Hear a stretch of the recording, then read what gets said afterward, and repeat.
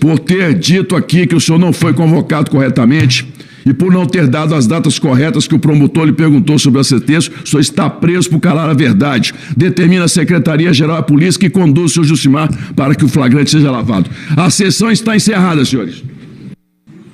Quero saudar Vossa Excelência e, saudando Vossa Excelência, estender aos demais parlamentares, jornalistas, servidores da casa, advogado e depoente. Olha, isso parece aquele encontro do primeiro namoro. Você espera, espera, espera e a moça nunca aparece. Hoje, depois de várias tentativas, nós estamos tendo um encontro com o depoente. Seu Jucimar, eu vi que o senhor conhecido por soldado do Proerd. Por que esse apelido? Eu fui policial militar no estado do Amazonas durante 12 anos da minha vida. E durante grande parte desse tempo que eu estive na polícia militar, a quem presto toda a minha reverência, a briosa corporação do estado do Amazonas,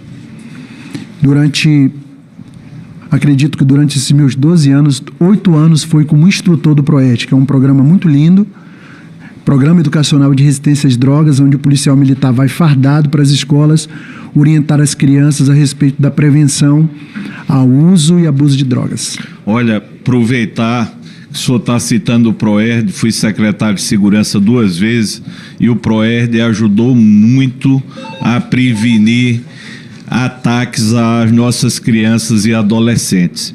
Dá um abraço na Coronel Valdenise, que esteve à frente do PROERD durante muitos anos, não sei nem se encontra.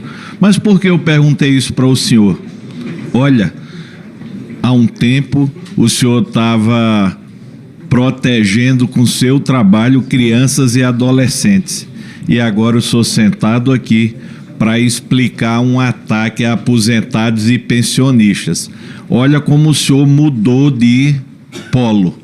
Olha como o seu estado de origem, o Amazonas, deve conhecer o senhor como soldado do PROERD, e agora eu sou numa CPMI para explicar a sua atuação perante esse roubo bilionário a aposentados e pensionistas. Vai depender das suas respostas o que a sociedade vai julgar sobre o senhor. Mas antes, presidente, eu queria comunicar que, assim como o deputado Rogério Correia disse que passou o final de semana estudando, faz muitos finais de semana que eu estou com a equipe também estudando. E tive outra surpresa desagradável. Me parece que o senhor Stefanuto, a quem ele se referiu, não recebia apenas a mesada de 250 mil do núcleo Conafé. Há sérios indicativos que o senhor Stefanuto é muito sabidinho. Ele também recebia 250 mil pelo mesmo núcleo, através da senhora Cecília Mota, que aqui prestou depoimento. Então, dupliquem a mesada criminosa do seu Stefanuto de 250 para 500 mil reais. Para deixar isso logo como o primeiro tento descoberto em relação da ligação do seu Stefanuto com a Conafé, a Polícia Federal estabeleceu. E agora a equipe técnica aqui descobriu o mesmo caminho via núcleo de Cecília Mota, que passou 5 milhões para o núcleo do Stefanuto, mas 250 mil por mês já está comprovado, aumentando essa mesada para o senhor Stefanuto, que veio para cá. Teve alguns parlamentares que o elogiou, dizendo que ele estava com a verdade, esclarecendo, decente, ele se gabou disso aí. Na verdade, o senhor Stefanuto é um grande corrupto, comprovadamente no que nós apuramos até agora. Seu Josimar, uma curiosidade. O senhor disse aqui que ninguém politicamente lhe ajudou. Primeira curiosidade, o senhor entrou quando no INSS? Em 2013. E o senhor era lotado onde? Em Quari. Em Quari. O senhor ficou em Quari até que ano? Eu fiquei 3 ou 4 meses. A sua última permanência no Amazonas enquanto funcionário do INSS foi em que ano? 2021. 2021. De lá o senhor foi para onde? Vim direto para cá. Pronto.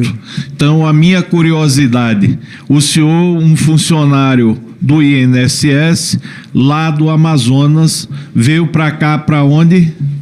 Veio para a diretoria de benefícios. Pronto. Como o senhor conseguiu esse deslocamento? Eu era coordenador do seguro defeso do pescador artesanal lá no Amazonas. E a gente trabalhava com os ACTs, Acordos de Cooperação Técnica também, para que as entidades pudessem dar entrada nesses benefícios. Elas possuem acordos, existem vários acordos nacionais com essas entidades. E, na época, entraram em contrato com o gerente executivo de lá, o senhor Raimundo, que até hoje continua como gerente executivo no Amazonas, que precisava de um servidor que entendesse de ACT para ajudar, que aqui na direção central estavam precisando. Então, e aí eu vim convocado. Inicialmente passei 30 dias. Depois, mais 30 dias, foi quando eu fui convidado para assumir a divisão de consignações, que ninguém queria ser chefe. Me conta quem te convidou. Ingrid Ambrósio e uma servidora que eu não lembro sobre o nome dela, mas conhecida como Maia. Essa era a minha primeira dúvida. Quem lhe trouxe para Brasília definitivamente foi a senhora Ingrid Ambrósio. Ela que me convidou, mas ela não tinha poder de nomear, apenas de indicar. Ela estava, mas ela lhe indicou. Me indicou. Ela estava em que posição quando lhe indicou? Ela era coordenadora de pagamentos e gestão de benefícios, CPGB, abaixo do coordenador geral de pagamentos, que na época era o senhor Sérgio Cheque. Então, assim o senhor chegou em Brasília. Quando o senhor chegou em Brasília, qual foi a função que o senhor assumiu? Como eu disse, fui convocado, porque existe esse sistema de convocação. Quando o senhor chegou em Brasília, já fui convidado para assumir a chefia da divisão de consignações. Que nesse momento só tratava de empréstimo consignado. Então o senhor chegou em Brasília cuidando da chefia de consignações. E o senhor mudou de cargo em qual período? Abril de 2023. Para qual cargo? Coordenador geral de pagamentos. Em 21, quando o senhor veio para Brasília, o senhor se reportava a quem? Me reportava a Ingrid, que era minha chefe imediata, me reportava ao senhor Sérgio Cheque. Sim. E, salvo engano, na época, eu acho que era o Oliveira, que era o diretor de benefícios. Da Dirbem. Da Dirbem. E em 2023, quando o senhor mudou de função, o senhor se reportava a quem? O diretor de benefícios era o senhor André Fidelis e o presidente do INSS era o senhor André Glauco. O Glauco André. Mas o senhor se reportava a quem? Ao diretor de benefícios. Ao diretor de André benefícios. Fidelis. Então, a sua trajetória profissional em Brasília, no INSS, pouco importante se no consignado ou no desconto associativo, sempre foi vinculada ao diretor de benefícios. Sim. Não é isso? Sim, porque hierarquicamente a divisão e a coordenação ficam no escopo da Dirbem. Estamos com a pessoa certa. O senhor chegou com 16 ACTs num consignado e quando o senhor hoje ainda está no INSS? Estou afastado por ordem judicial. O INSS administrativamente tem até a ordem 60 dias. Eu estou até afastado. A ordem chegar, quantos ACTs tinham na sua divisão? Aí já tinham 41, 40. só me engano. 41. Então, o senhor, veja, chegou com 16, deixou com 40. Sim. Tá? O que é que nós temos aqui na prática? Por que essa CPMI existe? Porque um quadro associativo, coloca aqui, por favor, um quadro associativo e sindical descontou ao longo de 10 anos 10 bilhões de reais. Deixa eu lhe mostrar a sua jornada. O senhor chega no INSS com 567 milhões ano. Nessa época, o desconto de mensalidade associativa não era responsabilidade minha. Passou a ser em 2022, em março de 2022. Pronto, então vamos para 2022. Em 2022, foi justamente onde deu um salto de 567 para 820 milhões. Aí veio 2023, dobrou, foi para 1 bilhão e 600. Veio 2024, triplicou, 3 bilhões e 500 milhões. O senhor, nessa base até o topo, o senhor estava no núcleo do desconto associativo. Vou perguntar ao senhor, qual o papel do coordenador geral ou chefe de pagamento? O chefe de divisão. Eu quero saber... E depois coordenador geral de pagamentos. Pronto. Qual é o papel do coordenador geral de pagamento? Acompanhar, né, a elaboração dos ACTs, tá, né, a feitura dos ACTs pela DCBem, no caso quando eu era coordenador, e acompanhar o funcionamento e o cumprimento das cláusulas do ACT. Basicamente isso. E quando o senhor estava no consignado, qual era a sua função? Mesma função, só que referente à matéria dos consignados. Enquanto o senhor esteve no consignado, quantos ACTs de instituições financeiras foram fiscalizados? Não era o seu papel? Já falei isso. Eu já entendi, eu quero saber quantos. Eu não tenho de cabeça quantos... Então, quantas instituições financeiras, enquanto o senhor esteve na questão do consignado, o senhor sugeriu ser suspenso o ACT? Eu acho que eu assinei, eu não lembro, não me recordo se foi eu que assinei a nota técnica em dezembro de 2021 para suspensão do ACT do banco C6 fixa. A nossa sugestão inicial era que ele fosse suspenso por 45 dias, mas depois ali numa dosimetria ali porque, como disse, nós não temos o poder decisório. No poder decisório do diretor de benefícios, a suspensão caiu para 5 dias de suspensão. Eu não lembro bem, mas nós abrimos vários processos apuratórios que eram instruídos, né, inclusive isso foi informado para a CGU, tá? A CGU tem conhecimento disso. E acesso a todos os processos. O senhor recorda, fora o C6, que eu já fiz o requerimento de convocação do senhor, o senhor recorda quais bancos ou quais financeiras o senhor sugeriu fiscalização? Eu me lembro que acho que do Paranabanco, do banco... não sei se do Daicoval. Também está no meio dos requerimentos. Quem mais? Esses dois eu me lembro bem. Eu acho que tinha um processo de apuração contra o Bradesco, porque ele tem o Bradesco Consignados, que não é bem o Bradesco em si, né? É um outro banco comum, um CNPJ diferente, mas faz parte do conglomerado do Banco Bradesco. Eu lembro bem do Banco Bradesco, C6, Paranabanco, Daicoval. Me lembro bem desses aí. Olha, o senhor era o responsável por assinar esses ACTs com instituições financeiras? O coordenador geral de pagamentos não assina ACT. Pronto. Tá, quem assina o ACT é o diretor de benefícios. E quais eram as irregularidades desses bancos que chamaram a atenção do senhor? As irregularidades, as suspeitas de irregularidades estavam mais com relação à contratação indevida e também muitos beneficiários não entendiam como funcionava a RMC. Me conta o que é contratação indevida. Porque o que acontece? Deixa eu...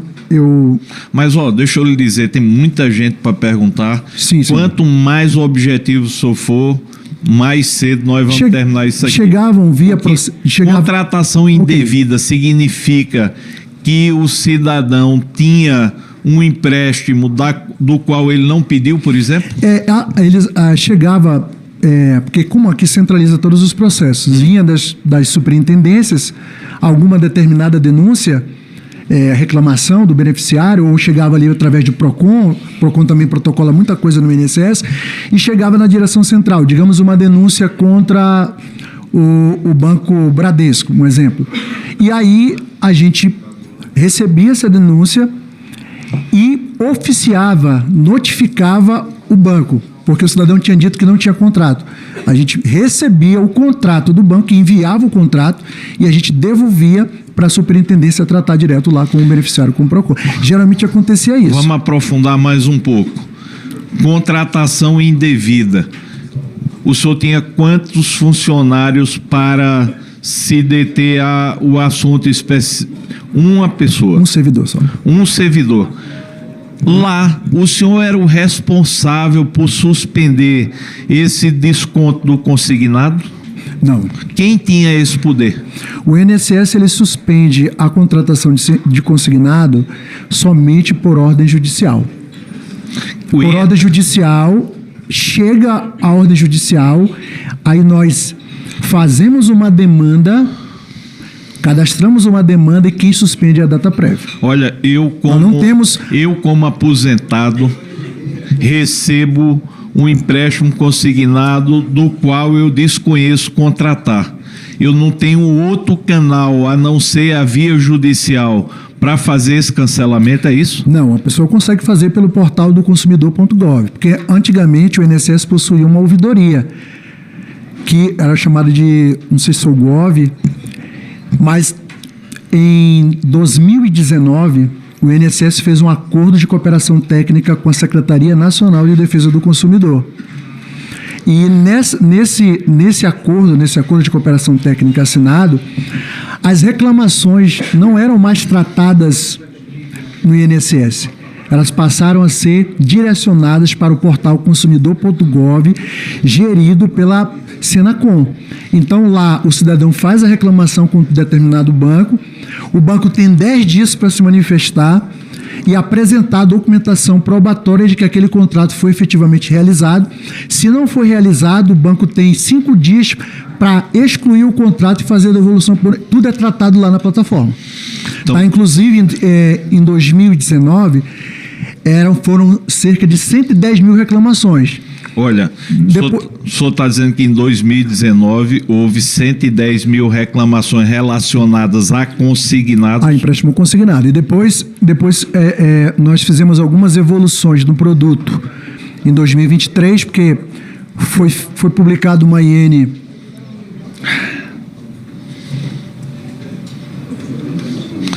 Foi publicado uma IN... Não precisa dizer o número, não. Qual foi o conceito dessa instrução? A IN 38 foi publicada em novembro de 2022 e a IN trouxe o elemento da biometria. Então, a partir dali, de dezembro de 2022, novembro, dezembro, a gente começa a fazer no ano de 2023 evoluções no empréstimo consignado para a gente ter o produto que a gente tem hoje. A gente volta a essa temática um pouco mais adiante. Deixa eu lhe fazer umas perguntas. O senhor conhece Antônio Carlos Camilo Antunes, careca do INSS? Não que eu me recorde. O senhor conhece o senhor Maurício Camisotti? Não conheço. O senhor conhece a senhora Cecília Rodrigues Mota? Sim, conheço. O senhor conhece o senhor Abraão Lincoln? Não conheço. O senhor conhece o senhor Américo Monte? Conheço. O senhor conhece o Anderson Vasconcelos? Não conheço. O senhor conhece o Felipe Macedo? Aqui na CPI. Não que eu me recorde. O senhor conhece o senhor Igor Delecrode? Conheço.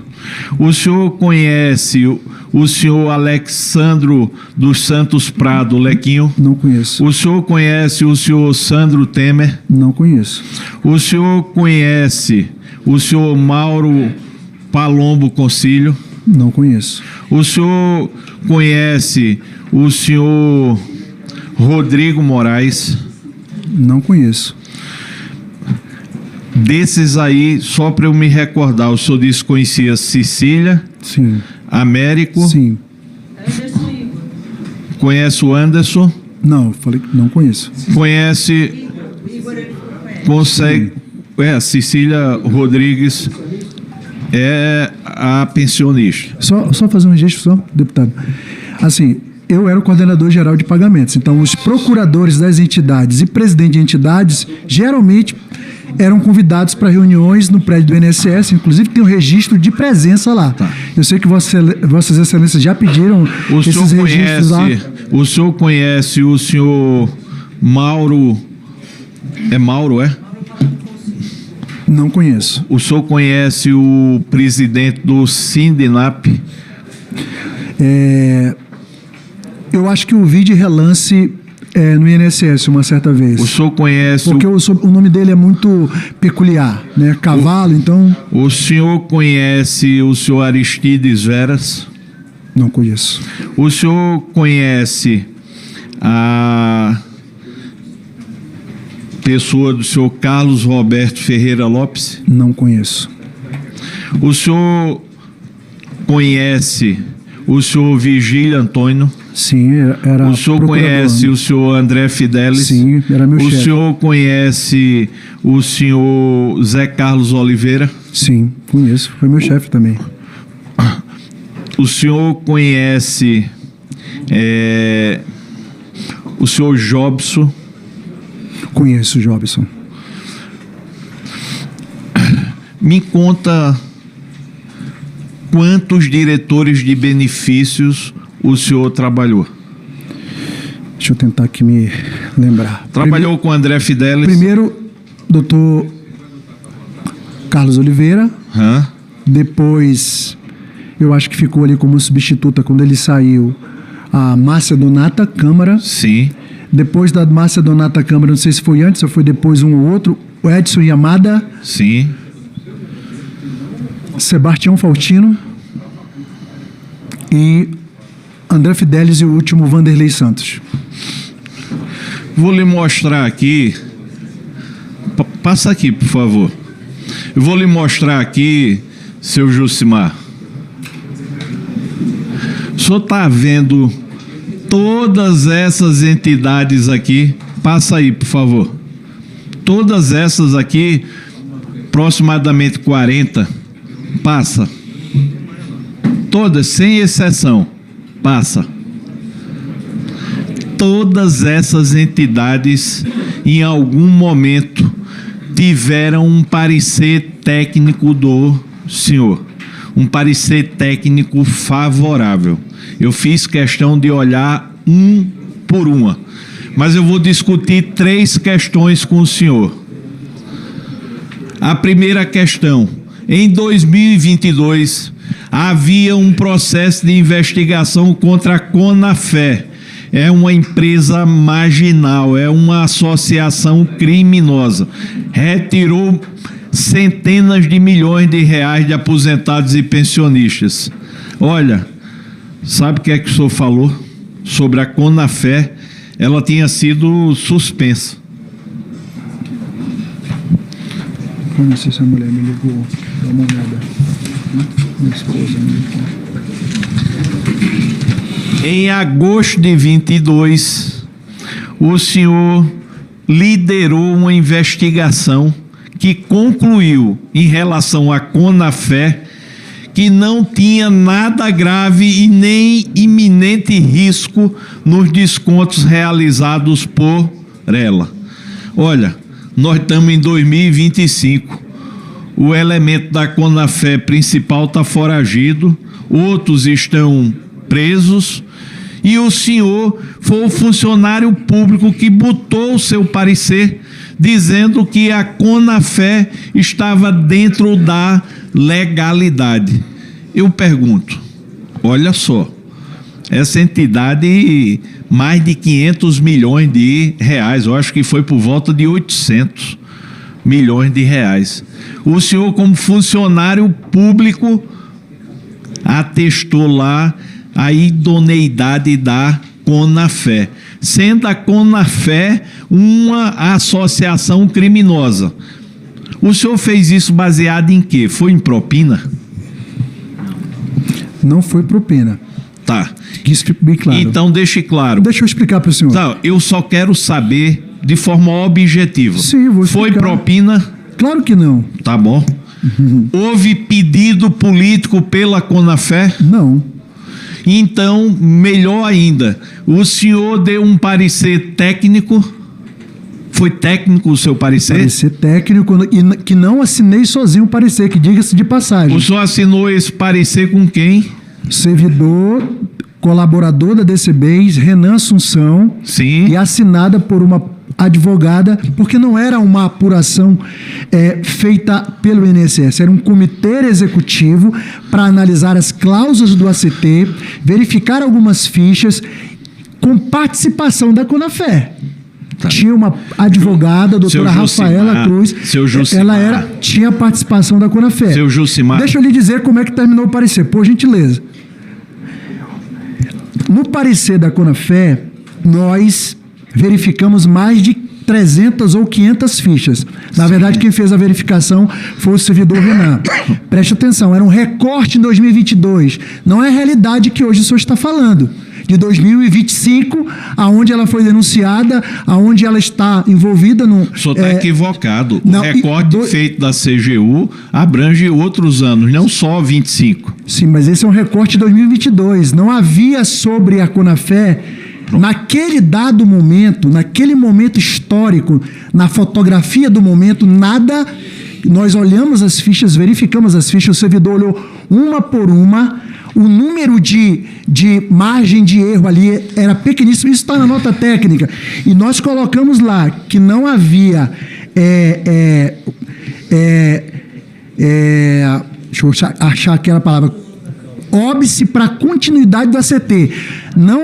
O ACT da Conafé não estava suspenso, os repasses eu recebi, o ACT da Conafé recebendo regularmente o seu repasse, e nós fizemos a apuração naquele momento, que não havia óbice para continuidade do ACT, mas nós fechamos a nota técnica, Vossa Excelência deve ter lido, dizendo que era necessário, embora nós não encontramos ali nenhuma fraude que pudesse ensejar na rescisão do ACT, nós colocamos no processo que era necessário, era urgente que o INSS normatizasse a questão via instrução normativa, o que não foi feito, e que o INSS, sugerimos que o INSS criasse uma funcionalidade para que o beneficiário pudesse, através do aplicativo Meu INSS, autorizar a averbação do desconto. Isso está lá na nota técnica. Seu Jucimar, eu vi a nota técnica. Aqui está da sua lavra. A sua lavra dizendo que não tinha nenhum risco iminente, nem gravidade constatada. Naquele momento realmente não tinha. Então, olha só. Em 2022, agosto de 22, liderando uma investigação, esse depoente está dizendo que essa investigação examinou 500 fichas da Conafé e não encontrou risco nem nenhum tipo de irregularidade. Pelo depoimento dele, a Conafé até 2022 era uma entidade que prestava os serviços e tinha as autorizações devidas. Então, ouvindo o depoimento dele, levando como verdadeiro... Uma amostragem muito grande, 500 fichas. Sim. É muita coisa. Então, a Conafé pelo depoimento dele, só passou a atuar criminosamente a partir dessa data, porque até essa data, 3 servidores públicos, 3 liderando uma investigação, atestaram que a Conafé podia continuar executando o ACT e retirando milhões de reais. Esse é o primeiro ponto. Perguntei, foi propina? Não. Foi pedido político? Não. Foi o quê? Decisão técnica. Então, ninguém venha dizer que em algum momento não houve uma equipe de servidores analisando detalhadamente a Conafé. Houve essa equipe, liderada por ele. Naquele momento, pelo que ele está dizendo, se tivesse irregularidade, ele tinha ali a obrigação de dizer que era para ser suspenso. Qual foi o resultado? Continua o desconto. Então, se foi de boa fé ou de má fé, está muito cedo para dizer, mas teve a oportunidade de bloquear os descontos da Conafé. Mas vamos adiante. A CONTAG em 2023 também contou com um parecer favorável do senhor para desbloqueio de desconto associativo. O senhor recorda desse seu parecer? Mais uma vez, a decisão não tinha poder decisório sobre a matéria, apenas sugestório. Manifestação técnica. A manifestação técnica favorável ao desbloqueio associativo foi da lavra do senhor? A palavra usada foi razoável, não favorável. Eu considerava o pedido da entidade razoável. O senhor sabe dizer se o presidente do INSS se valeu dessa sua nota técnica para autorizar? Não sei, mas ele assinou um despacho decisório autorizando. O senhor recorda quem era o presidente? Dr. Alessandro Stefanuto. Eu lhe pergunto, qual foi a consequência prática de haver a autorização para esse desbloqueio de desconto associativo? O senhor sabe? Foram averbados nos benefícios, mais de 30 mil na época. Mais de 30 mil. 30 mil. Me diga uma coisa, aqui está todo mundo aprendendo. INSS é muito caro para nós queremos a integridade do sistema, mas ninguém conhece a estrutura como o senhor. Como é que um funcionário de carreira dá uma nota técnica concordando com esse desbloqueio em lote? Como é que o senhor, com a responsabilidade de ter conhecimento que poderia haver uma fraude sistêmica, o senhor emite uma nota técnica nesse sentido? Eu queria a sua permissão, porque eu imagino que outras pessoas também vão perguntar a respeito do assunto. Eu fiz algumas anotações aqui. Por favor. Que eu queria lê-las porque... Só queria que fosse objetivo. Sim, objetivo. Houve mudanças... O senhor pode dizer qual foi a data disso? A gente falou da Conafé agosto de 2022. É 2023, eu só não lembro a data. Tá. O mês correto. Então, a CONTAG sempre teve um histórico junto ao INSS de entidade séria. Isso, todos os servidores da casa que trabalharam na matéria em algum momento sempre disseram que a entidade CONTAG era uma entidade séria, com pouquíssimas e raríssimas reclamações junto ao INSS. Isso quero deixar registrado. Tanto na ouvidoria do INSS como processos vindo de PROCON, raríssimas reclamações. Outra coisa, essa questão que Vossa Excelência está mencionando agora foi levantada pela auditoria do INSS. E essa auditoria do INSS que questionou o meu parecer influenciou o relatório da CGU, que influenciou a PF e que influencia também essa CPMI. Quero saber por desconhecimento qual foi da matéria. O conteúdo da sua... Deixa eu continuar aqui. Então, os auditores do INSS embora eu tenha o máximo respeito por todos eles, O senhor está falando de auditor. eles não conhecem profundamente a matéria do desconto de mensalidade associativa. Estou falando da sua nota. Apesar de não estar dentro do fluxo cotidiano do desconto, não havia normativo legal impeditivo para que a Dirbem ou a presidência do INSS usasse dos princípios da conveniência e oportunidade para autorizar o desbloqueio de benefícios dessa forma. Então, para aí, só um minuto. Não havia. Por que houve o bloqueio, então? Se não havia nada, por que houve o bloqueio? Não, os benefícios passaram a ser bloqueados para desconto de mensalidade associativa por uma demanda cadastrada por nós a partir de setembro de 2021. Todo benefício que foi concedido depois dessa data, ele já nascia bloqueado. Automaticamente, não houve ordem de bloqueio. E por quê? Qual foi a motivação que o senhor assumiu essa responsabilidade em relação à CONTAG? A entidade oficiou o INSS, nós analisamos o pedido da entidade, havia fichas acompanhando o ofício da entidade, foram entregues todas as fichas para o INSS, estão no Google Drive da CGPAG, estão num CD e no pendrive, provavelmente a Polícia Federal deve ter pegado da minha sala. Nós fizemos uma amostragem, as fichas eram idôneas, por isso foi feito, parecia que era razoável aquele pedido, porque o INSS até então não tinha uma ferramenta ali sistêmica que permitisse os beneficiários, porque a ferramenta só foi criada em setembro de 2022. Imagina, benefícios concedidos de setembro de 2021 até um ano sendo concedidos. Foram esses benefícios que foram o ponto focal do desbloqueio.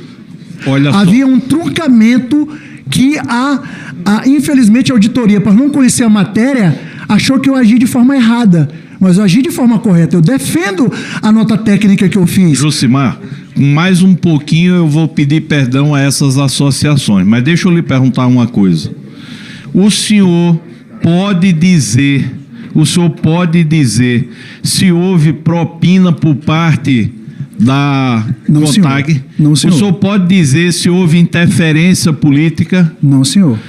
Eu posso supor que o senhor deu essa nota técnica baseado no histórico com a CONTAG?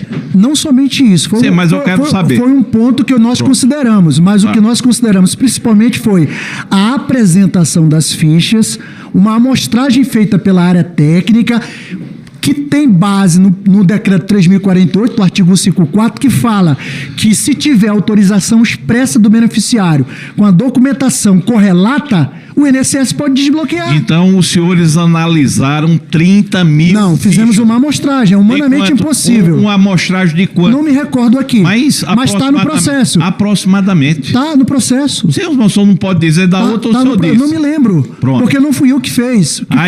A CGU fez essa mesma amostragem, 97,6... Presidente, queria pedir pausa para a orelha. 97,6 dos que autorizaram disseram claramente que aquilo era uma fraude.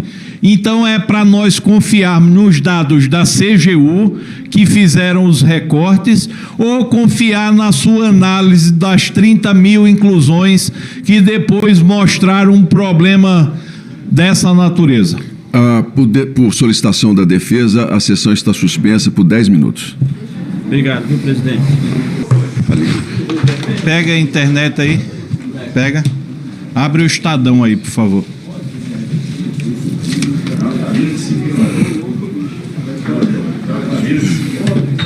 Saiu aqui.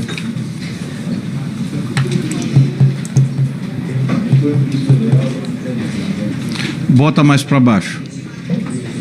Olha como aqui a gente não tem um minuto de descanso, presidente. Quando nós pensamos que estamos colocando sobre transparência e integridade do sistema de previdência, isso não pode acontecer no país, ó. Empresa contratada para operar telemarketing do INSS acompanhou licitação de dentro do Ministério. Ou seja, isso é independente de partido político. Nós estamos com o INSS de novo sob ataque. É disso que a gente está discutindo aqui. Então, senhor presidente, fiz questão de... Estava nesse intervalo lendo. Mas tem mais notícias. Carro de 400 mil para procurador. Coordenador do INSS é conduzido coercitivamente para depor na CPI. INSS embola poder, política, corrupção, impunidade e bilhões de reais.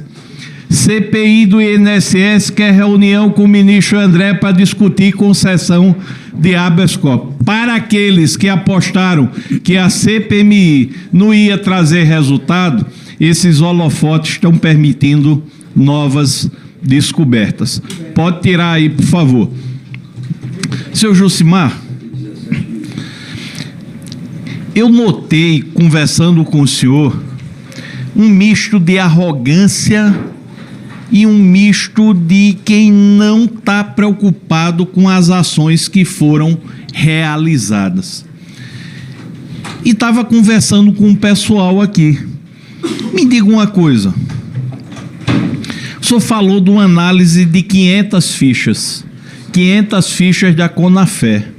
O senhor pode dizer aonde foram arrecadadas essas fichas? Foram aleatórias, requisitadas? Quem é que fez essa arrecadação das 500 fichas?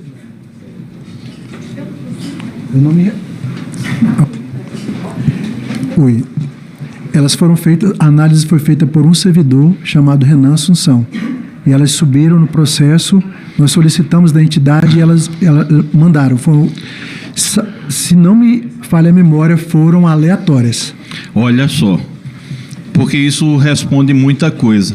Quem foi que fez a juntada das fichas? Foi a Conafé? Eu não me recordo. Porque isso faz toda a diferença. Foi o INSS, eu acredito. Não me recordo, mas não me recordo com certeza, porque não foi eu que fiz. Como é que a gente pode esclarecer isso? Está no processo. Está no processo? A CGU tem acesso. O senhor tem acesso a esse processo? Não tenho. Então, a primeira pergunta que eu queria fazer ao senhor era justamente essa. Como essas fichas foram escolhidas. Porque se os senhores solicitaram a Conafé, essas fichas não têm validade nenhuma. Eu quero saber se os senhores tinham isso arrecadado já no INSS ou se essas fichas foram solicitadas à Conafé. O senhor tem como responder? Eu não me recordo. Muito bem.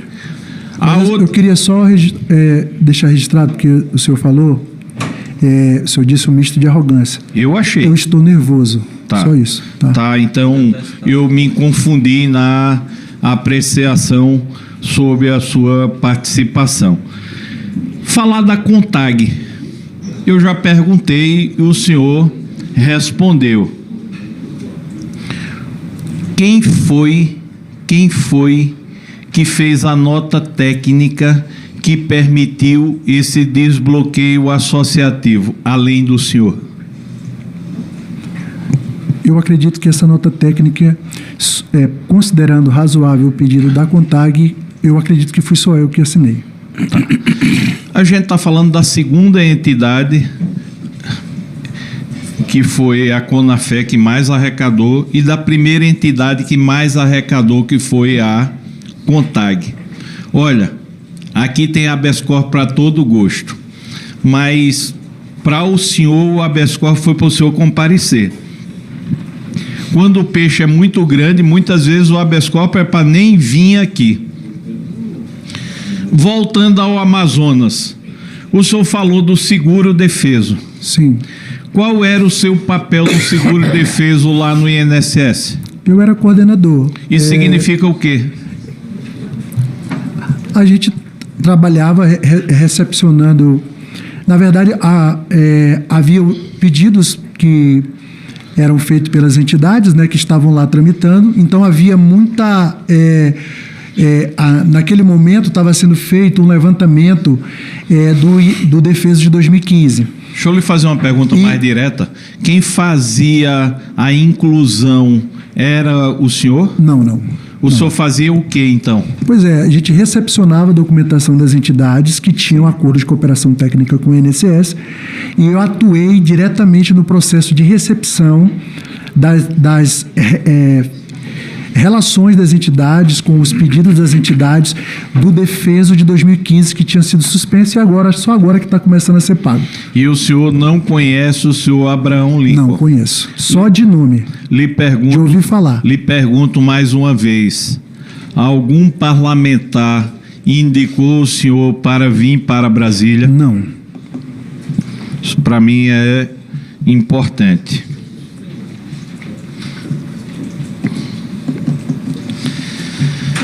Nós temos outra entidade que todos aqui já analisaram, já perguntamos, já constatamos, que também é uma entidade corrupta e criminosa chamada AMAR Brasil.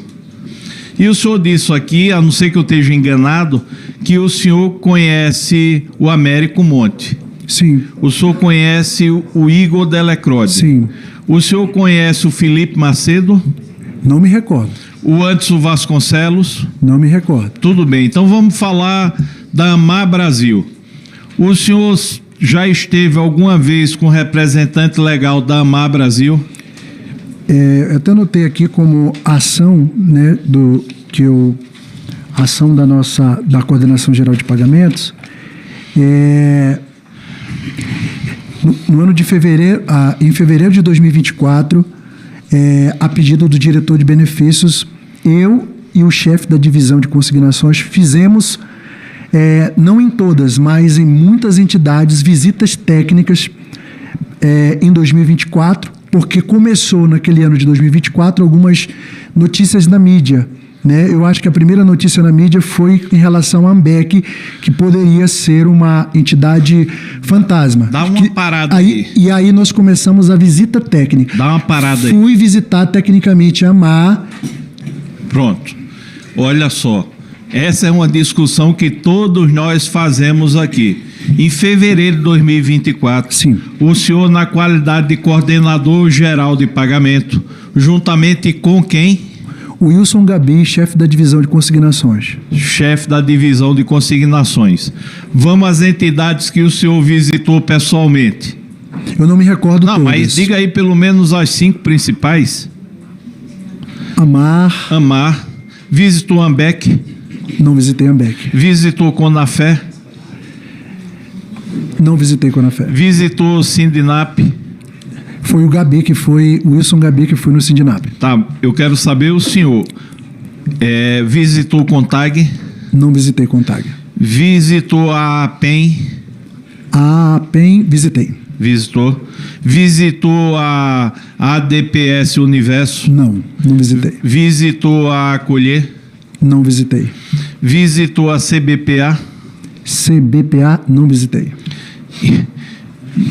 Fora essas duas que o senhor disse, quais as outras o senhor visitou? Lembra aí mais de alguma? Unaspub, visitei. Ótimo. Visitei Masterprev. Visitei Masterprev. Passa aqui, por favor. Só um registro, senhor deputado. Sim. Todos os relatórios com fotos das visitas feitas nessas entidades estão num processo na caixa da DCB e CGPAG, com acesso já da CGU e do TCU, tá? Tem aquele dado da CGU aí de quanto cada entidade, aquele quadro de quanto cada entidade descontou? Procura aqui, só para ele vai dizer para a gente quem ele visitou. Faça esse favor. Enquanto está se procurando aí, vamos falar da AMAR Brasil. O senhor foi a mando de quem fazer essas visitas técnicas? Diretor de benefícios. Quem? André Fidelis. Qual a determinação do senhor André Fidelis? Na verdade, o objetivo era verificar Tá. por causa das denúncias que começaram a surgir. Havia alguma investigação em curso? Não. Então, era uma visita verificação. para saber se a entidade existia e funcionava de verdade. Pronto. Porque os processos de celebração de ACT são processos eletrônicos, não são firmados acordos presenciais. Tá. Tudo é eletrônico. Então, quando começa uma denúncia da AMBEC, que possivelmente poderia ser uma entidade fantasma, o nosso diretor de benefícios, nós temos que começar a visitar essas entidades. E fui com diárias pagas pelo INSS para ir. A partir de fevereiro. Então, nós fizemos fevereiro, março... Antes de ser posto aí esse quadro, deixa eu lhe perguntar. O senhor conheceu Igor Delecrode em quais condições? O Igor Delecrode, eu conheci quando ele esteve no INSS, numa reunião onde nós estávamos tratando sobre o PDMA. Explica o que é PM. Portal do Desconto de Mensalidade Associativa, um portal feito pela DataPrev para receber... E ele estava representando quem? Eu não me lembro, porque ele estava nessa reunião... E quem estava presente nessa reunião? Praticamente todas as entidades. Não, eu com estou seus representantes. do INSS. Eu acredito que o doutor Alessandro Stefanuto, Sim. o doutor André Fidelis, Giovanni...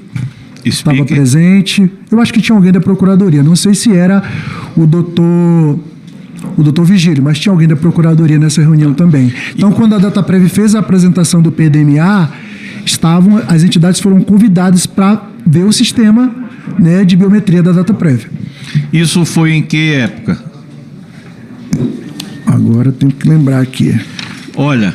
Foi em setembro de 2024. Olha, aqui eu tenho a tabela até 2023. 2024, o valor foi o ápice, 3 bilhões e 500 milhões. O senhor foi a AMBEC? Não fui. O senhor foi a AAPEM? Fui. Foi. Vamos falar da ABSP, que é a APEM. O senhor indo lá em 2024. Foram mais de 200 milhões, porque aqui está desatualizado. O que é, tecnicamente, que o senhor encontrou nessa entidade?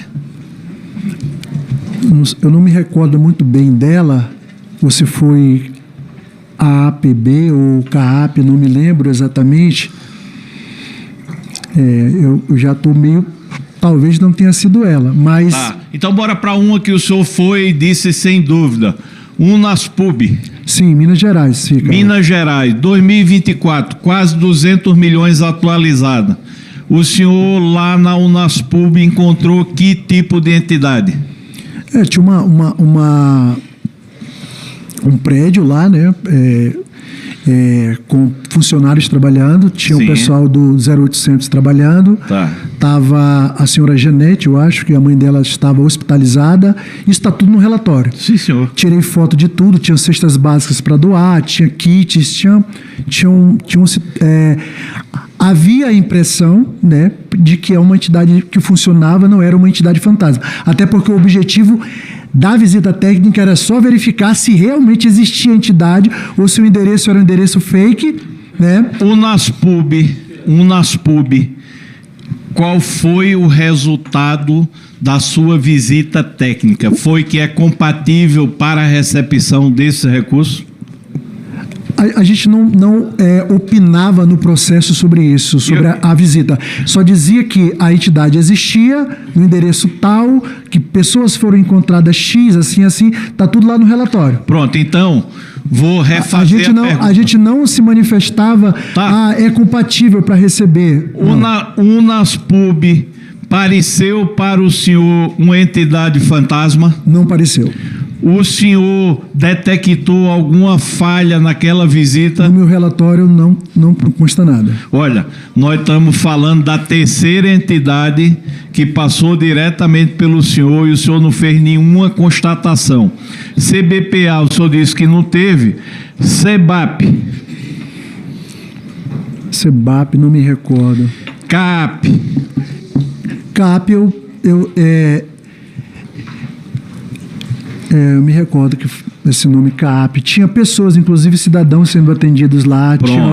Lhe pergunto, na CAAP, o senhor encontrou algum tipo de irregularidade que lhe chamou a atenção? Nenhuma irregularidade apontada no meu relatório. Muito bem. Porque, veja bem, eu não ia lá olhar fichas, eu não ia lá verificar aquilo que o senhor está dizendo, se era compatível com o repasse ou não. O objetivo da visita técnica está claro na nota técnica que abriu. Diga aí qual era o objetivo. Se havia uma entidade funcionando naquele endereço. Pronto. Então o senhor não foi lá para averiguar a prestação de serviço, não? Havia pessoas presentes ali, Sim, mas né? Não tinha. O senhor não foi com essa intenção. De verificar então, a proporcionalidade. basicamente, o senhor passou lá, viu um prédio, viu pessoas, disse que a entidade existia. Fui lá e conversei com diretores da entidade. Tá. Fiz reunião, informei a respeito deles sobre a nova IN que estava saindo, Tá. né? E que eles precisavam se adequar, precisavam tomar cuidado nas filiações, precisavam ter todas as fichas armazenadas conforme estava O previsto senhor no ACT. fez alguma ressalva no relatório técnico da CAAP? Não, eu não fiz. Aí vamos para a Masterprev. A Masterprev, o senhor esteve nela? Estive. Nessa visita na Masterprev, resultou alguma consideração do senhor no relatório? Não, nenhuma. Mas foi uma das entidades com melhor estrutura que eu visitei. Muito bem. Tinha mais ou menos a quantidade de pessoas que nós temos aqui nessa sala trabalhando. Então deve ser call center, né? Não sei. Não sei dizer. ABCB. Amar Brasil, essa é a Amar Brasil. Estive também. E aí? Tinha um grande número de pessoas também trabalhando nessa. O senhor fez alguma consideração? O senhor fez alguma consideração do seu relatório sobre a Amar Brasil? Nada que chamasse atenção. Passa aí, por favor. A Universo eu já perguntei, o senhor disse que não. Ansbraz. Essa foi a única que eu fiz uma ressalva. Qual? Eu não me lembro exatamente, mas fiz uma ressalva. Mas fez uma ressalva para suspensão? Eu fiz uma ressalva e enviei para a diretoria de benefícios. Direcionada a quem? Ao diretor André. Abapem. Não visitei. Sidnap. Não visitei. APDAP-Prev. Não visitei. Abrasprev. Visitei. Fala sobre ela. Na época não tinha repasse, mas encontrei a presidente lá, uma senhora muito educada, e a estrutura deles era pequena. Mas como eles não estavam recebendo nenhum repasse, nem tinham filiados, ela ainda estava... já tinha assinado, mas não tinha descontos. Fez alguma ressalva?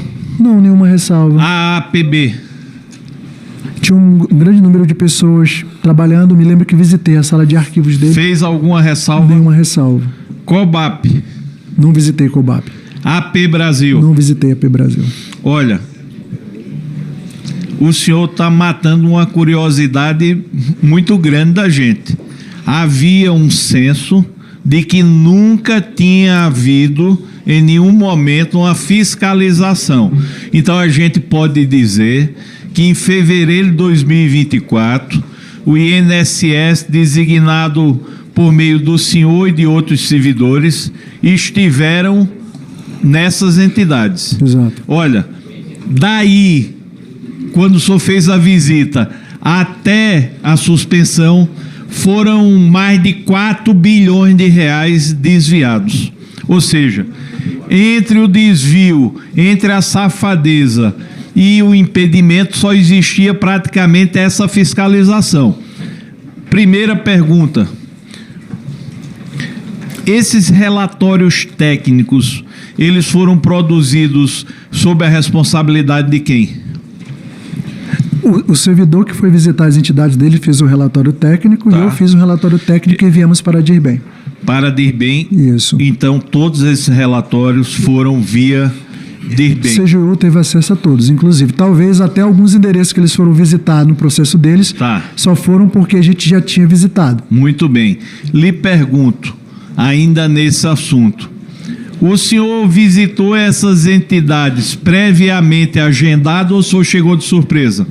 Algumas eu cheguei de surpresa e outras eu tive o trabalho de mandar e-mail anteriormente, porque a gente não sabe, como não tinha uma previsão normativa nem operacional de fluxo de ir visitar, foi algo que o diretor pediu para a gente fazer porque estava preocupado com as denúncias que apareceram na internet, então não tinha um fluxo padrão.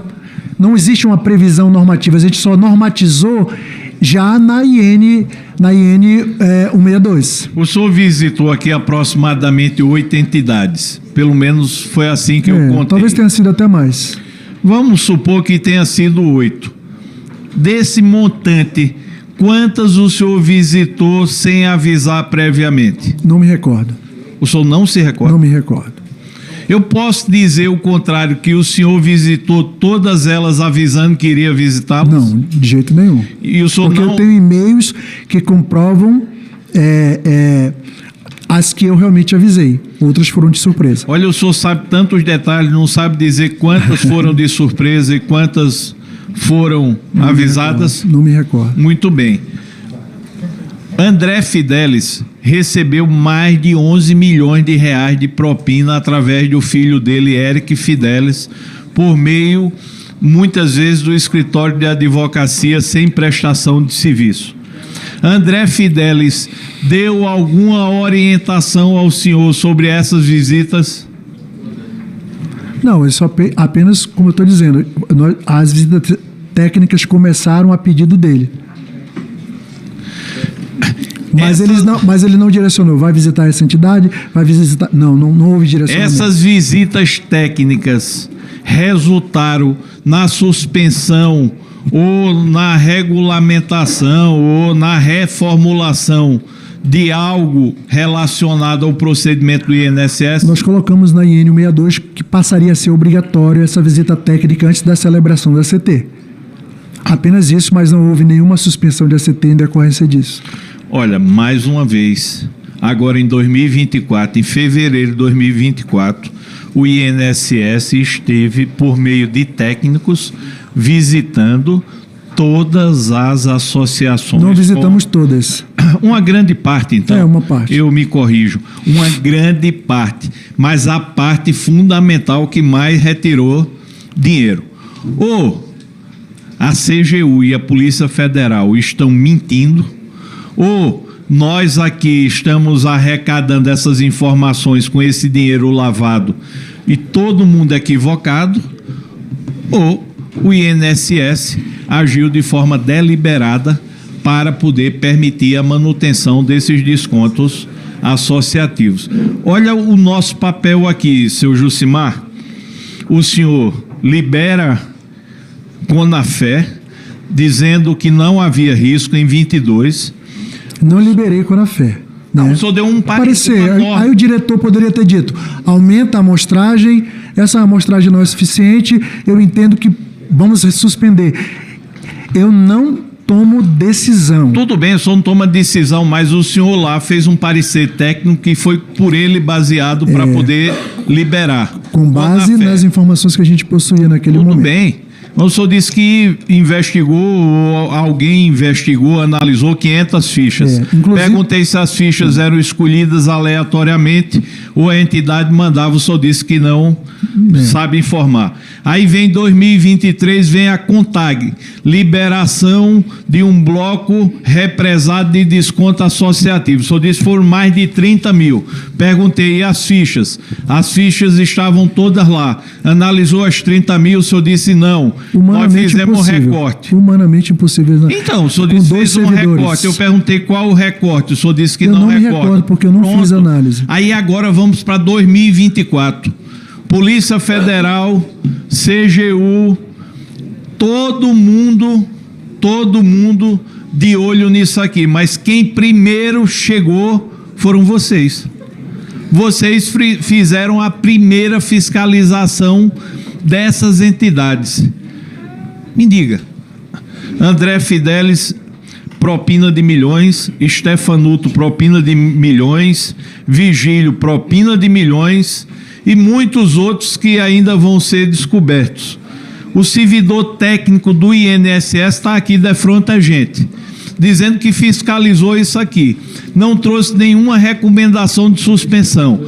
Foi lá e presenciou, dentro do que ele foi fiscalizar, a regularidade absoluta.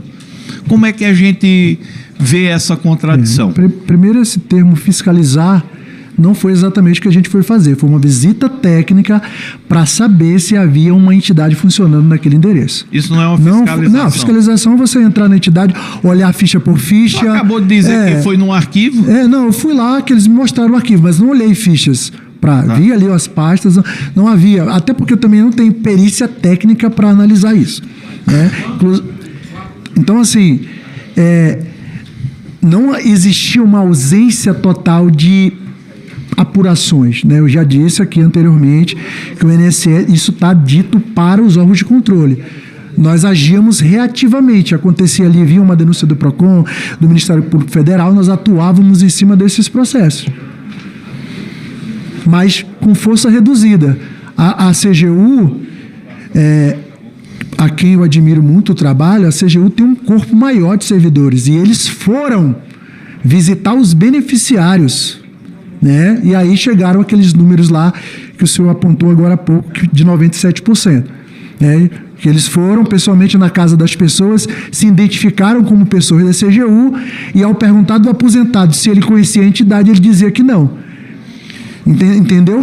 Isso justifica, por exemplo, algumas entidades que são confederações, como eu vou citar o exemplo da CONTAG, porque eu imagino... Senhor Josimar, o senhor não está aqui para defender a entidade, não. O senhor está aqui para cumprir o seu papel como funcionário. Eu estou só esclarecendo. Público. O senhor está muito preocupado em defender a CONTAG. E eu estou muito preocupado de saber se o senhor foi omisso deliberadamente ou foi omissão culposa. Então, aqui o foco é o senhor. Só para registrar, eu não estou defendendo CONTAG. Já é a terceira vez que o senhor defende. Trabalho que eu estou fazendo. Quero saber por que o senhor agiu deliberadamente para favorecer a CONTAG quando havia parecer contrário para essa liberação em bloco e a sua nota foi contra o parecer que existia. Não havia parecer contrário. Deixa eu lhe explicar o que aconteceu. Até anotei aqui para justamente deixar isso claro.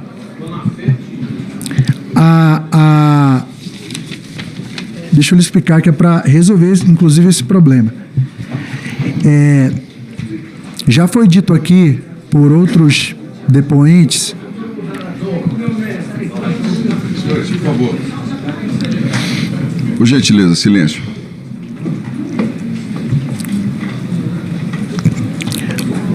A nota técnica assinada por mim considerou razoável o pedido da CONTAG pelas razões que eu já lhe falei, baseado no decreto 3.048, artigo 154, baseado nas razões que estão dispostas na nota técnica. Esse parecer sugerindo a razoabilidade foi chancelado pela Procuradoria, dizendo que não tinha problema. Quem era o procurador? Era o doutor Vigílio. Tá. O senhor está dizendo que não tinha. Aqui tem um parecer formal da DCBEM dizendo que não era possível o que a CONTAG queria. E depois disso, a senhora Ingrid, que o senhor dizia e eu disse que era sua chefe, ela ratificou a impossibilidade de agir de acordo com a CONTAG como ela queria. O senhor, depois disso tudo, veio com a nota técnica dizendo que era razoável. Olha só, houve 2 pedidos formais da CONTAG. Isso sem falar o que aconteceu em 2022. Estou falando 2023, exatamente. CONTAG. Vou falar, houve 2 pedidos. Houve 2 pedidos e a situação fática mudou. Deixa eu lhe explicar. O senhor foi tão enfático dizendo que não havia parecer? Tem 2 aqui. Não, nesse processo em que eu faço manifestação técnica... Esse processo que o senhor faz a manifestação técnica foi feito exclusivamente para isso, porque o outro já estava contaminado com vários pareceres dizendo que não. Se o senhor pode deixar eu explicar? Claro. Esse processo anterior passou, inclusive, pela minha mão. Eu já era coordenador, não era a Ingrid, não. Porque na coordenação da Ingrid, a inclusão foi feita sem processo. No nosso caso, foi feito com processo. O primeiro processo, onde a CONTAG pediu para fazer a inclusão, a DCBEM fez uma nota consultando a PFE, a Procuradoria, se aquele pedido da CONTAG, ele estava compatível com o que estava previsto da portaria de IRBEM 1060, que criou a tarefa de desbloqueio de mensalidade associativa. A pergunta feita à PFE é: esse pedido da CONTAG pode seguir o fluxo da portaria 1060? A Procuradoria simplesmente disse não, porque ela foi literal e legalista. A minha nota técnica, que veio muito tempo depois, que a CONTAG... Não foi tanto tempo depois. Não, pois é. Mas a pergunta, a forma como você pergunta para a Procuradoria, se você pergunta para a Procuradoria, é para seguir o ritual da portaria 1060, nunca que a Procuradoria vai dizer que é para não seguir. Mas se pergunta da forma como eu fiz, mostrando toda a dificuldade sistêmica que o INSS tinha, as tarefas represadas de pedido de desbloqueio de mensalidade, elencando todas as razões, aí é diferente. Eu não fiz a maneira como você pergunta para a Procuradoria Federal, ela vai responder da forma como você pergunta. Seu Jucimar. Então eu defendo essa minha nota técnica, defendo. Muito bem. Não defendo a CONTAG, eu defendo a minha nota técnica. Muito bem, a sua nota técnica foi um desastre absoluto em termos de crime praticado pela CONTAG. Mas deixa eu lhe perguntar uma coisa. Qual a sua relação com o senhor Eric Fidelis? Profissional. Profissional de que sentido? Era meu chefe. Eric Fidelis? Ou não, desculpa, o André Fidelis. O Eric Fidelis. Eric Fidelis vi apenas uma vez quando fui fazer uma palestra sobre desconto de mensalidade e empréstimo consignado num evento que teve na COBAP. Fui convidado formalmente, liberado formalmente pelo INSS, e ele estava lá na COBAP palestrando sobre um outro assunto, porque eu não vi a palestra dele, mas foi quando eu vi. Tem um fluxo de dinheiro aqui de R$39 mil do senhor Eric Fidelis para o senhor. Para mim, não. Então, o sistema financeiro está equivocado. Eu queria ouvir isso do senhor. O senhor nunca recebeu dinheiro do senhor Eric Fidelis? O senhor nunca recebeu dinheiro do senhor André Fidelis? Nunca. Muito bem. Acho isso importante a gente deixar registrado. O senhor recebeu algum recurso de algum dirigente de algumas dessas entidades? Não. O senhor conheceu o senhor Américo Monte em qual oportunidade? Quando fui fazer a visita da entidade, que o pai dele, salvo engano, era diretor da entidade. Ele estava lá no Conversou com ele? Não. Foi a única vez que o senhor teve com o senhor Américo Monte? Que eu me recorde, sim. E ele não teve em nenhuma reunião do INSS. Um fato tão difícil de ocorrer, o senhor não consegue explicar se foi mais de uma vez ou não? Não me recordo. O senhor Igor Delecrode, o senhor teve com ele quantas vezes? Ele esteve nessa situação dessa reunião. O senhor já disse. E esteve também numa apresentação do sistema deles de biometria, numa vídeo-reunião com participação do senhor Giovanni, servidor Renan, e eu acho que tinha alguém da DataPrev também. Então vamos tratar sobre isso. Olha, vocês meteram aí, eu acho que foi a 162, foi? A instrução normativa. Sim, março de 2024. Março de 2024. Diga-se de passagem, quem elaborou a minuta fui eu. Muito bem. Olha que bacana, o senhor elaborou a minuta. E foi o senhor também que permitiu burlar a instrução normativa com a solução provisória das próprias entidades? Não, não é burlar. Cada um chama como quer. Eu quero saber a solução provisória que descumpre a instrução normativa. Teve a sua participação em alguma nota técnica? Sim, a nota técnica. Pronto. Que considerou razoável também o pedido, mas não, o poder decisório não era meu. Eu sei, agora deixa eu lhe mostrar aqui. Passa aqui, por favor.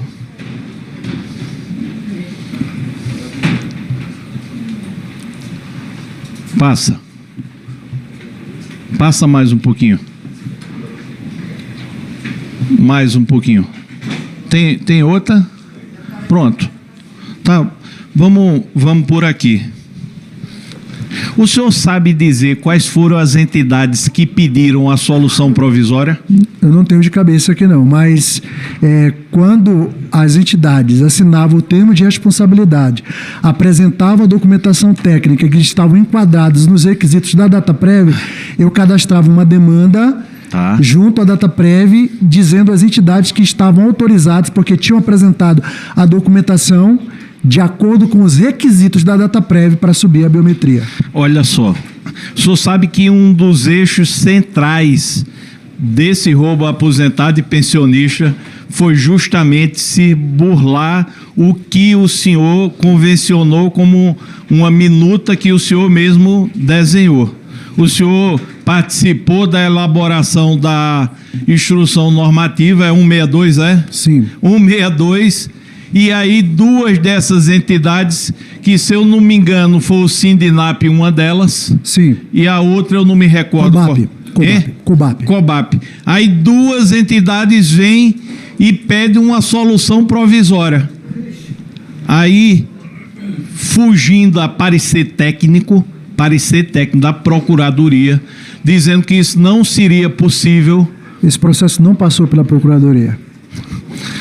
Eu vou lhe mostrar daqui a pouco. Não passou pela Procuradoria. Vou lhe mostrar daqui a pouco. Eu só quero saber do senhor é o seguinte: o que é que levou o senhor a participar da construção de uma instrução normativa? Aqui veio a CGU, aqui veio o presidente do INSS, o Stefanuto, aqui vieram outros técnicos e disseram que o sistema estava pronto, estava em teste e pronto. Isso já em setembro de 24. E o senhor, além de permitir com o seu parecer técnico, o senhor, além disso, o senhor ainda prorrogou a solução provisória. O senhor deu parecer ou uma nota técnica para prorrogar. Primeira pergunta que eu quero fazer: com a adoção da solução provisória, o senhor sabe dizer quantos milhões de novos associados adentraram na folha de desconto do INSS? Não sei dizer os números, mas assim, se o senhor me permitir, eu posso explicar o processo que levou... Depois o senhor explica. Primeira coisa, o senhor sabe dizer quantos milhões? Não sei. O senhor hoje tem a visão completa do problema. O senhor concorda que essa adoção da solução provisória foi uma das causas de aumento do roubo a aposentados e pensionistas?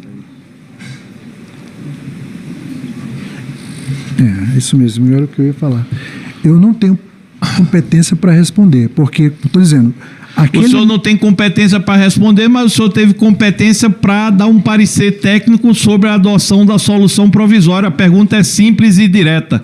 O senhor faria de novo esse caminho da adoção da solução provisória? Com todos esses números e essas informações da polícia, certamente não faria, né? Então pronto. Isso leva a crer... Mas aquele momento histórico, mais uma vez... Eu posso te explicar?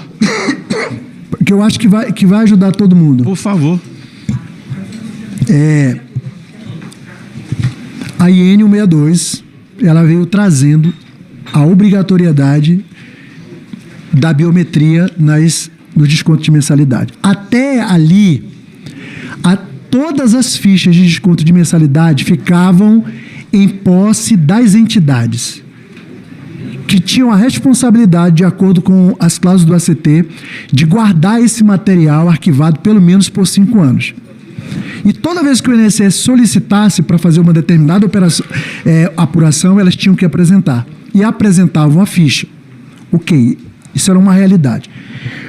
Com a IN 162, em março, trazendo a necessidade de biometria, quando foi no mês de maio, a diretoria de benefício da pessoa do Dr. André Fidelis fez um despacho para suspender, né, todos os descontos de mensalidade, novas inclusões, na verdade. Novas inclusões, porque passariam a ser incluído agora somente com a biometria. Seria uma biometria preparada pela DataPrev. Veja bem, no mês de maio, depois que ocorreu essa suspensão, houve uma reunião na sala da presidência do INSS, está registrado lá, que não só com a COBAP e Sindinap, com várias entidades. Quem estava na reunião era o doutor André. Não me lembro se o doutor Stefano estava. E nessa reunião, as entidades...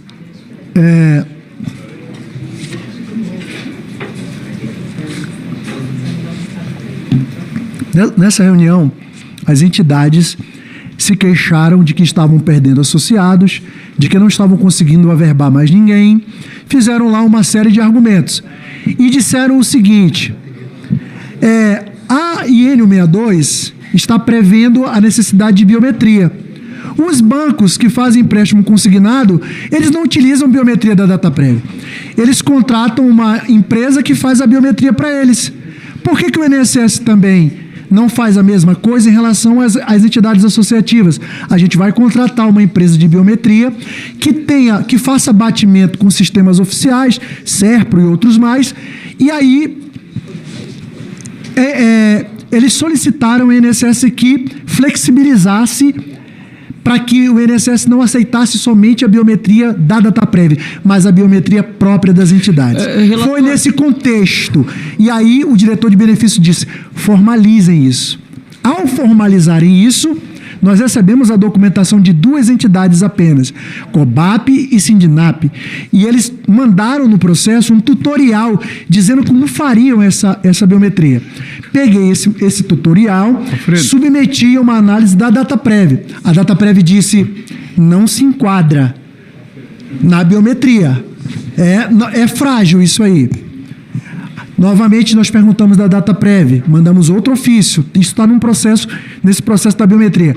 Então, o que se enquadraria? A DataPrev fez uma nota técnica explicando os requisitos, dizendo o formato do documento, o que tinha que conter o documento, como seria a validação, como seria o cheque, hash, essas coisas. Então, nós pegamos essa nota técnica que veio da DataPrev e submetemos, mandamos para todas as entidades. As entidades contrataram empresa de biometria, assinaram um termo de responsabilidade, né? E nós fizemos a nota técnica dizendo: se a entidade se enquadrar nos requisitos da DataPrev, poderá sim subir, desde que apresente isso está tudo no processo. Se hoje a CGU, a Polícia Federal está conseguindo investigar essas empresas, seja DataQualify, eu não sei qual é o nome das outras duas, porque nós recebemos essa documentação. Nós saímos do completo escuro, que o INSS não tinha nenhuma ficha, para armazenar na DataPrev todas as fichas que subiram com biometria provisória. E hoje a Polícia Federal, a CGU, consegue fazer algum tipo de investigação porque tem essas fichas. Nós saímos do completo escuro, do nada para alguma coisa. Seu Jucimar, senhor relator, olha só. Que mês que foi isso que ele falou, relator? Não. Foi isso? Não, isso aí deve ter sido em 24, né? Foi 24, a partir de junho que começou a biometria. Só uma coisa, relator. O depoente disse que as entidades se ressentiam de perder associados, mas o número só não crescia? Mas eu vou mostrar ele, eu quero que ele explique aqui. E o relator, a visita que ele fez às entidades foi quando? Ele disse fevereiro de 2024. Começou em fevereiro. Acho que nós fizemos fevereiro, março, abril. Seu Jucimar, o senhor conhece muito bem a estrutura lá dos ACTs e do INSS. Volta ou passa aqui. Se for o final, eu quero ir para o início.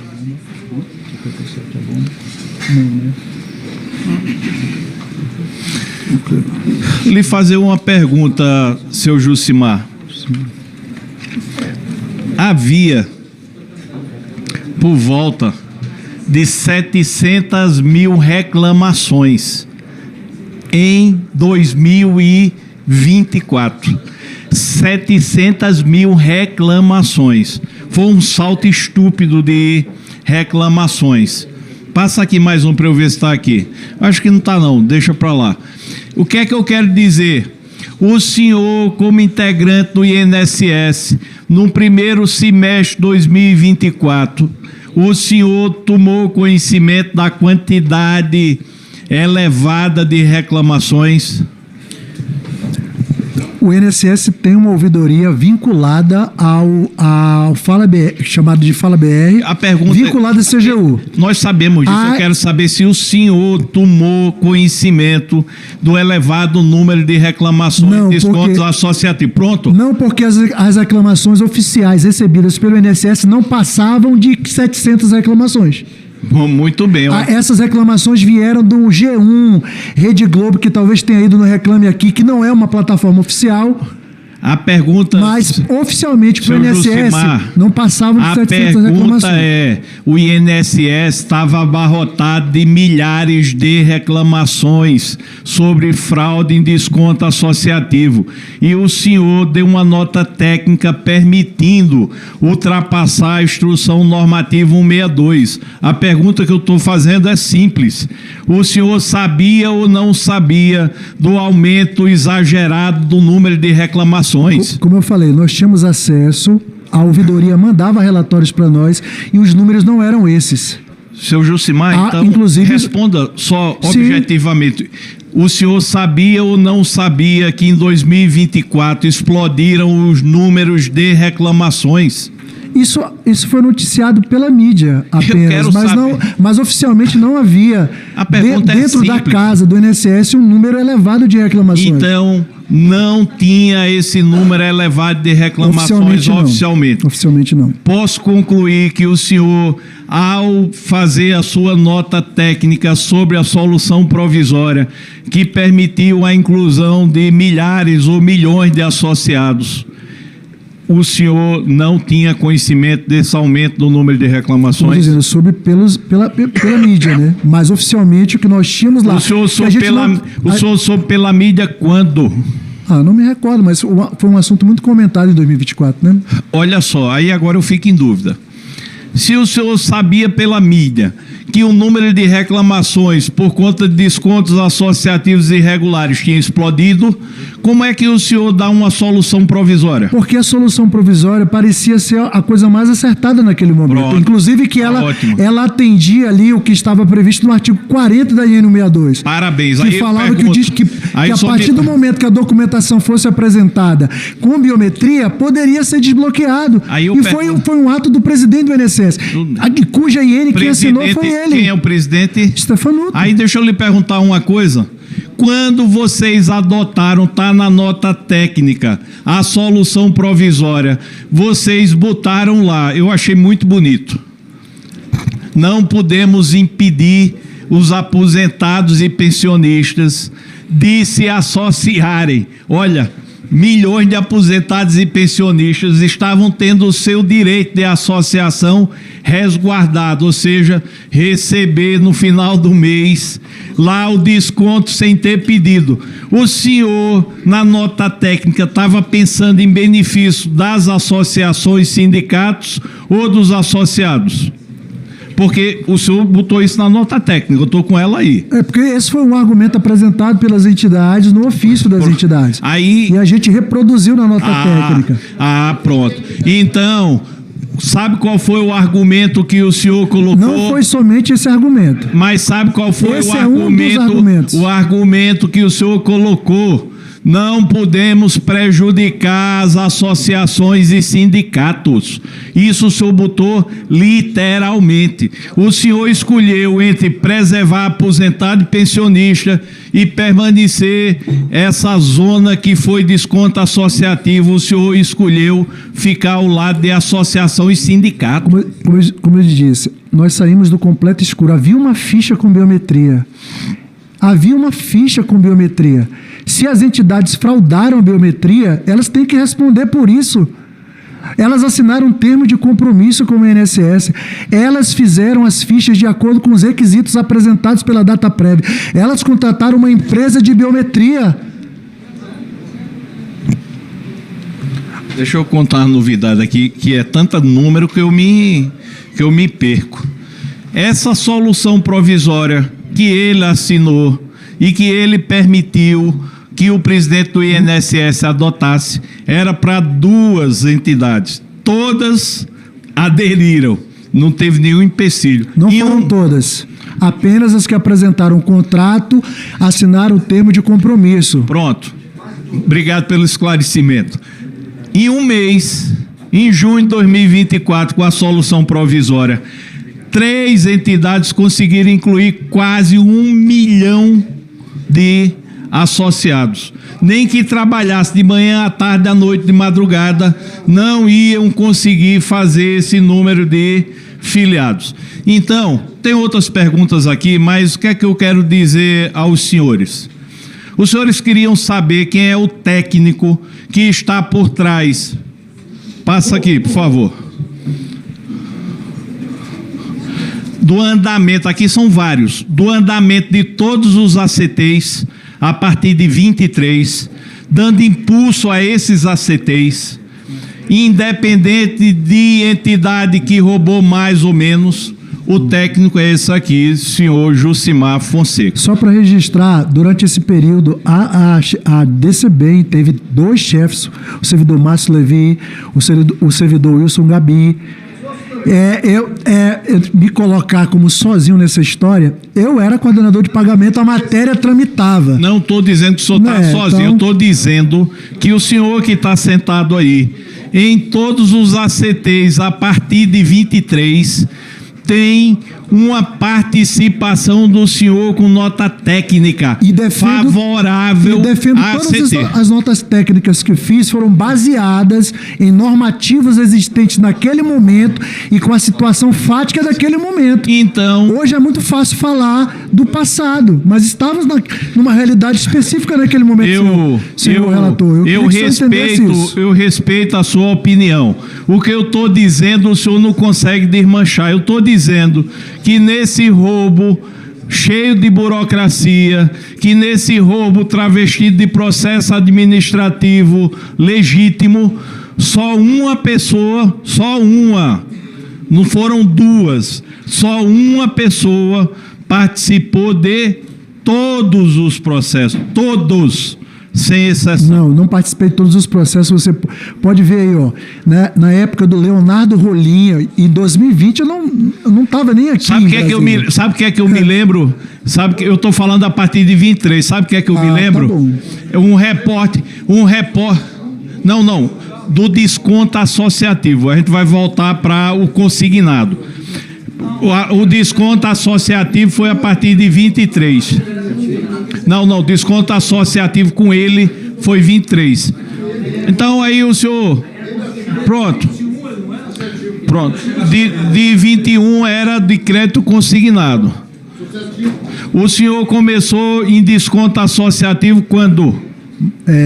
Em março de 2022. Março de 2022. Pronto, aí ele vai explicar por que participou desse aí. Vai explicar. Mas o que é que... Olha, tem uma reportagem que eu acho interessante. Presidente, tem uma questão... Não, excelência, o relator está com a palavra. Pimenta vai poder por falar gentileza, depois. o relator. Presidente, Vossa Excelência terá o tempo.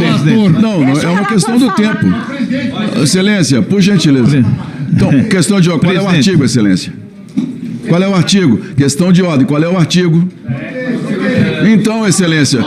Não, Excelência, eu estou dizendo. O relator continua com a palavra. 158, parágrafo 3º da Constituição. Presidente, deputado Paulo deixa eu esclarecer. Deixa eu esclarecer, terá o tempo presidente. para falar e se manifestar. Não, Excelência. Presidente, deixa eu esclarecer. Vossa Excelência poderá corrigir possivelmente. Deputado que estava fazendo uso da palavra, ele está querendo dizer que o depoente falou de 22, mas que tem um documento em 21. Quando for a vez dele, ele vai poder esclarecer. Me permite? Excelência. Uma palavra. Por favor, deputado. Você vai me desculpar. Eu vai me desculpar. Eu vou seguir. O relator vou seguir a regra, uma Excelência. data errada. Vossa Excelência poderá se manifestar no momento certo. Na hora dele. Não é o relator. Na hora dele. Vossa Excelência. De toda a condição. Não, por gentileza. Excelência, por favor. Na hora dele, então. Deputado Paulo Pimenta, o relator continua com a palavra. Posteriormente, Vossa Excelência poderá se manifestar da forma que achar melhor. Uma questão formal. Não, Excelência. É um erro material. O senhor poderá pedir a correção, Excelência. Deixa o relator terminar a colocação dele. As perguntas. Senhor Senhor Jucimar, a gente estava falando sobre a solução provisória. O senhor emitiu a nota técnica. Quem foi que admitiu a sua nota técnica superando as outras divergências? Qual foi a autoridade que aceitou essas inclusões de milhões de aposentados?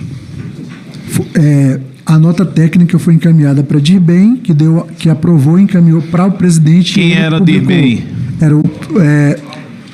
Ainda era o doutor André Fidelis. E quem era o presidente do INSS? Stefanuto. Muito bem. Agora, bora voltar lá a 21. O senhor disse que saiu de 21, o senhor saiu do Amazonas, veio para cá convocado durante um tempo e depois veio de forma definitiva. Sim. E o senhor foi para o consignado. Quando vim de forma definitiva, eu vim direto para o consignado. Mas quando fui convocado a primeira vez, os primeiros 30 dias, eu acho que é isso que o deputado Pimenta está relembrando. Não fale o nome dele não, pelo amor de Deus, senão ele vai ter direito à fala. Diga só o deputado vermelho. O deputado que... Ô, presidente. Presidente. Bora. Olha. O depoente não é parlamentar, excelência. Presidente, o senhor pode... O relator pode pedir para o depoente não citar o nome de um parlamentar? Foi Pode, um erro meu. excelência. Foi um Pode, erro não há meu. Foi problema. um erro meu. Pode, O excelência. relator pode pedir para o depoente não Pode, citar o nome do parlamentar? Não. Pode? Pode, não vejo problema algum, Deputado, excelência. Não. deputado, faça isso não, deputado. Mas se fosse retirar, vai deixar muita saudade. Podia nomear um relator antes de 23, presidente. Bora. Olá. Seu Jucimar. Seu Jucimar. Eu quero... Senhores, por favor. Eu quero, presidente, ter uma... Não, por gentileza. Tenho respeito ao deputado Paulo Pimenta. Eu pedi só para não dar direito à resposta. Senhor Jucimar. Em maio de 2021, quando fui convocado, quem estava cuidando da matéria do desconto de mensalidade era o senhor Giovanni. E vim para ajudar ele nesse processo. Então, mas não assinei nada, porque não conhecia a matéria. Então, era só acompanhava para tentar... Estava lendo alguma coisa dos procedimentos para tentar entender a matéria.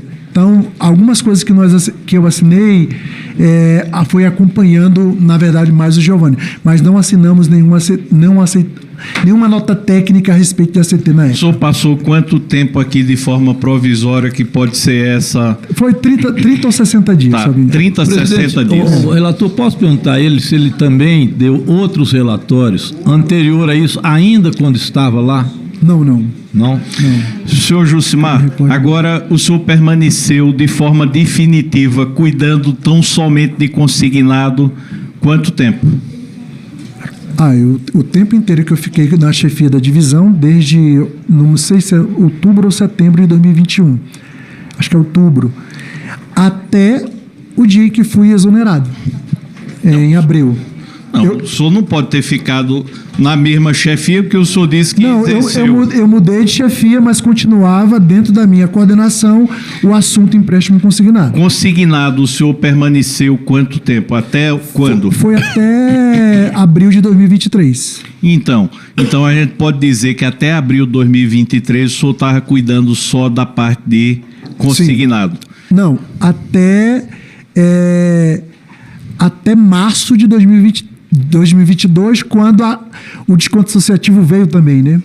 Então, em março de 2022, só acumulou associativo com consignado. A divisão de consignações, na verdade. Então, as duas coisas eu era estavam. chefe na época. Quando o senhor assumiu essa divisão, em março de 2022, tinham quantas entidades com ACT vigentes? O senhor está falando de bancos ou... Consignados. Eu não me recordo, mas eram mais de 60. Mais de 60. E de entidades associativas?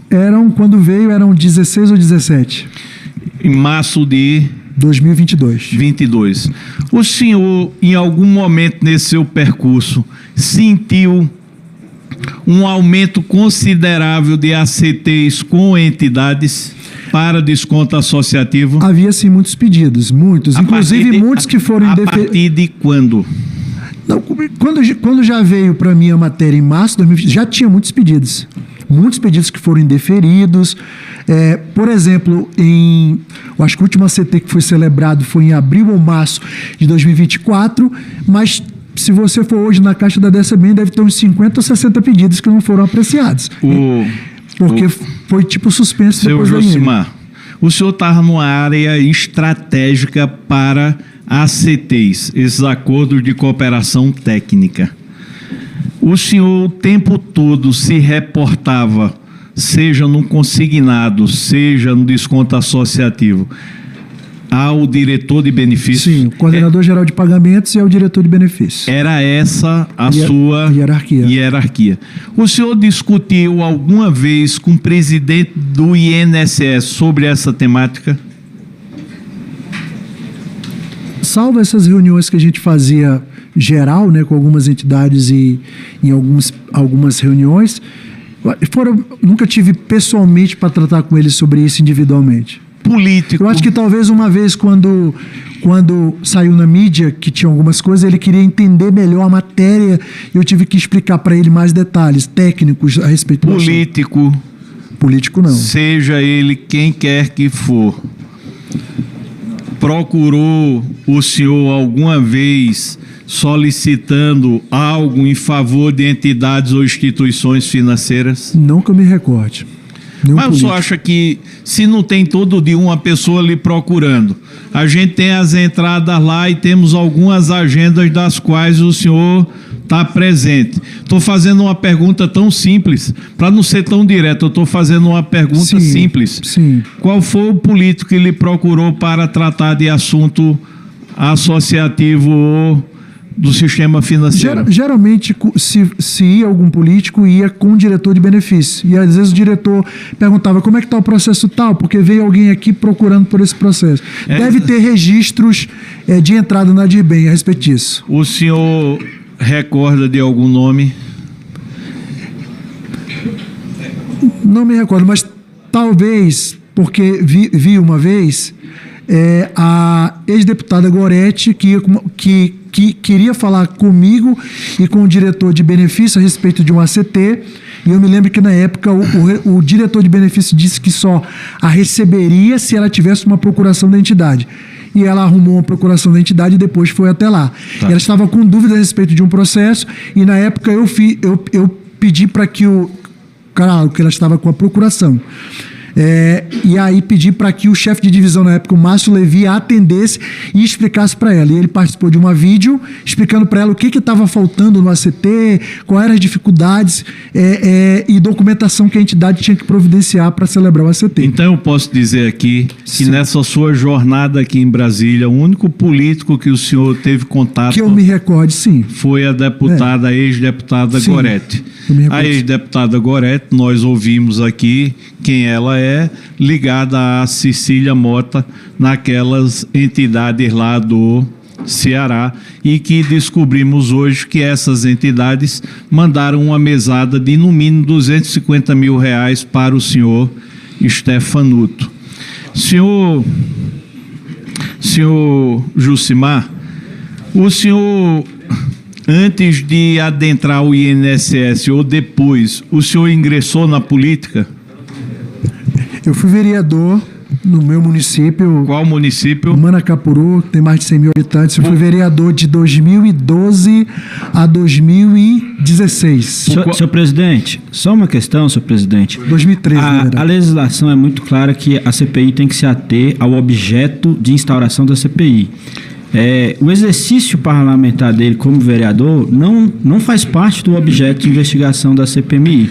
Então, eu queria só que Vossa Excelência orientasse que se ativessem as perguntas com relação ao que é o objeto da CPMI. Pois não. Senhor presidente. Só um instantinho, só responder à defesa, relator, que apesar de não ser um fato diretamente ligado à investigação, a CPMI pode questionar dados conexos à história do depoente. E essa é parte da história pública dele, que não pode ser negada ou deixar de ser respondida.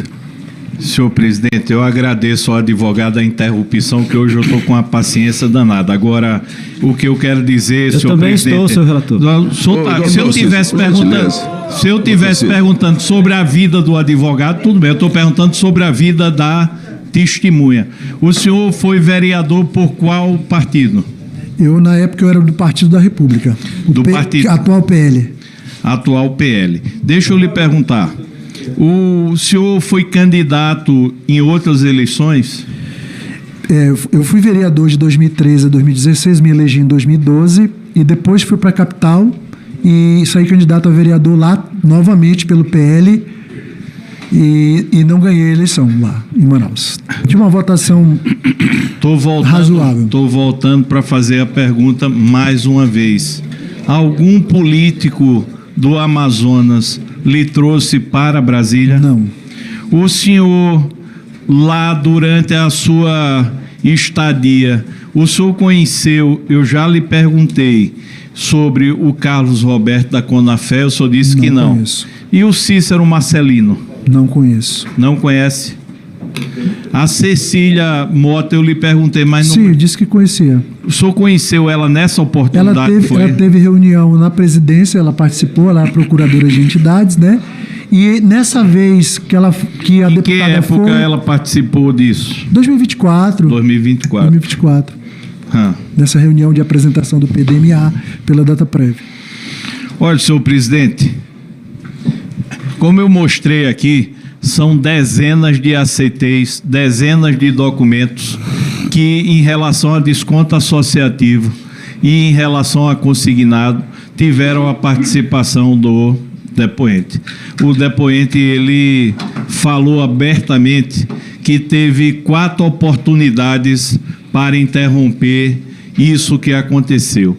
A primeira foi quando ele deu credibilidade na sua nota técnica à Conafé. A Conafé estava sob investigação. Ele coordenou a investigação e disse que estava ok, continuou a Conafé em 2022. A segunda foi quando ele, na CONTAG, mesmo a área técnica dizendo que não era para liberar esses bloqueios associativos, ele deu uma nota técnica, em outras palavras, dizendo que a CONTAG era a entidade mãe ou mais antiga, era para ter direito a esse desbloqueio. A terceira, que permitiu a associação massiva de milhões de aposentados, quando ele também deu uma nota técnica possibilitando a liberação da solução provisória pedido por 2 entidades e quase todas se aproveitaram e aí enxertaram milhões de associados em descontos fraudulentos que elevou para quase 4 bilhões de reais em 2024 o número de descontos associativos. Essas 3 etapas contribuíram muito para o que está acontecendo aqui. Em toda a fiscalização que foi feita, em nenhum momento vi pela parte dele recebimento de propina. Eu não vi, não vou chegar aqui para inventar o que eu não vi. Os chefes dele, todos, sem exceção, meteram mais de 10 milhões de reais no bolso através de familiares de propina. Então, eu encerro, depois voltarei, eu encerro dizendo ao senhor o seguinte: o senhor errou tecnicamente. O senhor permitiu com seus erros técnicos esses rombos que representam bilhões de reais. Não tenho como avaliar se o senhor fez isso motivado por quê. Se foi por boa fé, o senhor foi incompetente. Se foi com má fé, o senhor foi corrupto. Agora, jamais o senhor poderia ter feito isso sem agir ou com erro técnico ou com má fé. porque suas decisões equivocadas, as visitas técnicas que o senhor fez posteriormente a isso, ainda em 2024, também era outra grande oportunidade de ter encerrado esse roubo. O senhor foi colocado numa posição estratégica, está dizendo que não houve indicação política. O senhor está dizendo que não recebeu propina e agiu tecnicamente. Essa CPMI vai ter que analisar a sua conduta ao longo da nossa investigação. Obrigado, senhor presidente. Obrigado, relator.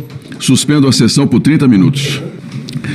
Parto para o encerramento da nossa sessão, como sempre, deixando uma palavra do presidente aos brasileiros.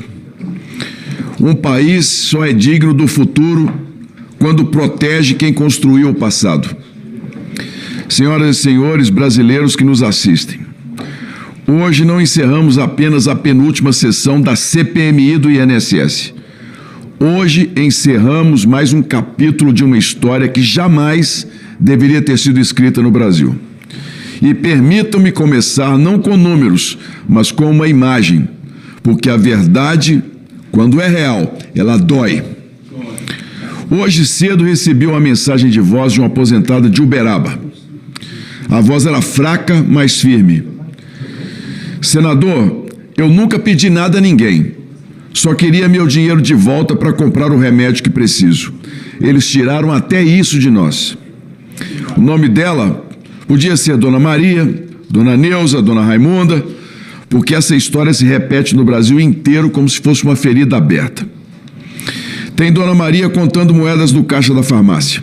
Tem seu Antônio vendendo o que pode para pagar empréstimo que nunca fez. Tem viúva recebendo menos que o preço de um botijão de gás porque alguém decidiu, atrás de um computador, que ela faria parte de uma associação que ela nem sabe pronunciar o nome. E aqui faço um pedido de verdade. Não estamos discutindo um processo frio. Estamos discutindo a vida real das pessoas. O Brasil que pega ônibus cedo, o Brasil que toma café ralo, o Brasil que não tem a quem recorrer quando o Estado falha. É por essas pessoas que esta CPMI existe. É por elas que este plenário não se curva. É por elas que esta sessão tem peso histórico.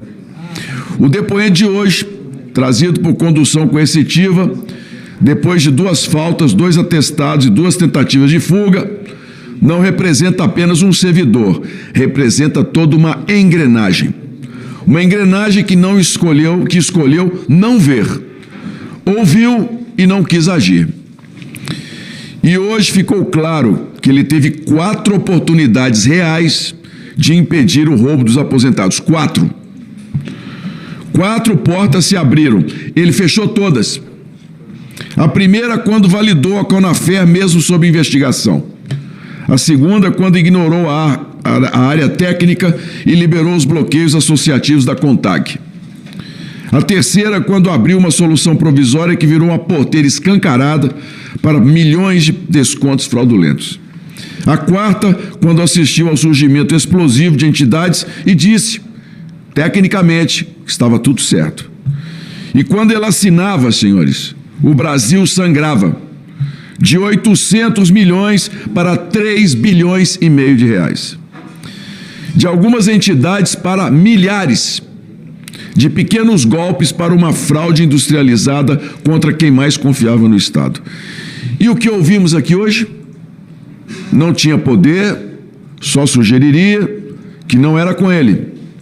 É importante lembrar que servidor público tem o dever maior do que qualquer assinatura, o dever de cuidar das pessoas. Quando o Estado falha, não é só um sistema que quebra. É a confiança de milhões de pessoas, de cidadãos, que nós decepcionamos. As 4 decisões confirmadas hoje não são opiniões, são atos administrativos. Atos administrativos têm pai, tem data, tem sistema, tem rastro, tem responsabilidade e tem autores. Quem assina é responsável. Quem é responsável, responde. E quem responde, responde perante a lei. Há mais um ponto que não pode ser ignorado. O depoente hoje diz que não viu irregularidade é o mesmo que faltou 2 vezes, apresentou 2 atestados e tentou escapar de uma perícia médica do Senado. Quem nada deve, não foge. Quem confia na própria inocência, não evita depoimento. Quem está com a consciência tranquila, não teme a verdade. O Brasil, senhores, merece respeito. Os aposentados merecem respeito. Não é aceitável que alguém diga que não viu enquanto milhões gritavam, milhares reclamavam lá.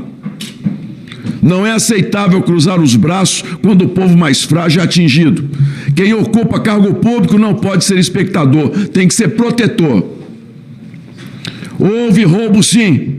Houve roubo de milhões de aposentados. Houve roubo com código, com biometria, com parecer e com assinatura. O aposentado brasileiro não merece risadas, ironias ou evasivas. Merece respeito. E nessa CPMI, respeitar o povo é dizer a verdade. Se não viu, foi incompetência. Se viu e permitiu, foi conivência. Não há terceira alternativa aqui. E enquanto investigamos o passado, o presente volta a gritar. Já sabemos que não existem coincidências demais para quem lida com dinheiro público, mas coincidência não resiste à luz da verdade. O que estamos fazendo aqui não é caça às bruxas, é luz, é transparência. E transparência em um país como o nosso não é luxo, é sobrevivência, senhores. Por isso eu anuncio, acabou a era dos convites, acabou agora a convocação. Agora é verdade no rosto, agora é responsabilidade com nome e sobrenome e cada parlamentar terá de colocar o seu dedo e a sua assinatura nessas convocações. O povo vai saber como vota cada um aqui. Todos têm de ser ouvidos. Ninguém pode ser blindado. Cada assinatura, cada ato, cada parecer fará parte do relatório final. E esta CPMI não arquiva responsabilidades, ela encaminha. E encaminhará o que for necessário para dar respostas ao Brasil. E eu quero deixar claro, hein? 4 oportunidades perdidas não são acaso, são padrão. E padrão, neste caso, significa responsabilidade direta. Nós vamos solicitar a prorrogação da CPMI até maio do próximo ano, porque a segunda fase será mais profunda e mais desafiadora, a fase dos bancos, a fase do dinheiro, a fase dos financiamentos, muitas vezes a campanhas públicas, a fase das conexões que não aparecem na tela, mas aparecem nos extratos de gente pobre, inocente, aposentada do Brasil. Nosso país já sofreu demais com erros que se repetem. Chegou a hora de encerrar o ciclo da irresponsabilidade, a hora de reconstruir com coragem e com ética. Esta CPMI tem a missão de ser marco nessa virada do Brasil. Encerramos essa sessão, senhoras e senhores, com a certeza de que não estamos aqui por manchetes. Estamos aqui pela dignidade do povo que construiu esse país. Estamos aqui por justiça. Estamos aqui pela verdade. Porque quando o Estado falha como aposentado, não falha só com uma pessoa, falha com a história inteira de um país que nunca desistiu. E ao final, quando o relatório for lido, eu quero que o Brasil olhe para esta CPMI e diga: aqui a verdade venceu, aqui ninguém passou impune, aqui os aposentados não ficaram sozinhos. É o que eu espero que possamos escrever numa história que o Brasil merece. Senhor Jucimar, obrigado, senhores, por ter dito aqui que o senhor não foi convocado corretamente e por não ter dado as datas corretas que o promotor lhe perguntou sobre a sentença. O senhor está preso por calar a verdade. Determina a Secretaria-Geral da Polícia que conduz o senhor Jucimar para que o flagrante seja lavado. A sessão está encerrada, senhores.